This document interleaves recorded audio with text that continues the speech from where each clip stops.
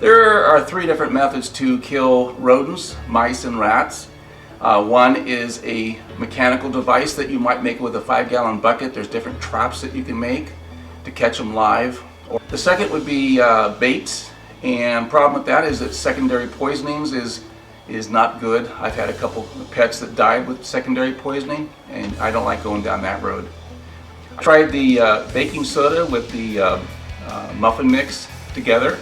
They do eat that and they will die eventually. Problem is, if you don't do it during the summer and you do it during the winter or when it's moist outside, it doesn't work too well because it gets wet and the baking soda loses its potency. So the snap traps are a good way of catching them. And there is a better mouse trap and rat trap that's been developed. The Tomcat sets that easy, snaps real quick, and this is what I use. And to make it safe, I use a cardboard box with a hole cut into it. And so I put them up close to the building, put the box over it, and what I do is I use taco grated cheese, taco flavored grated cheese.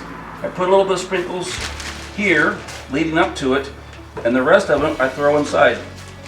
So you can actually throw it in there, put the cover on, like Hansel and Gretel, just a little bit crumbs ahead of time. Like that, set it during the nighttime, you'll catch something. And I'll show you how it works, and these do work very well, and I'll put a link at the bottom.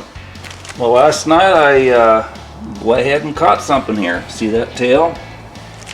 We set the trap yesterday, and we'll take that weight off here, take the protective cover, and there it is.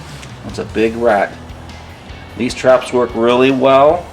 I would move them around to different locations wherever you see activity of a rat, droppings, sightings, and go ahead and place it against the wall like that with the hole cut out so and with this on there, your pets and stuff can't get to it. Okay, so that works. All right. We'll go ahead and empty the trap and we'll reload it and move it to a different location. I pray that you are blessed and that you know Him who is the author of life.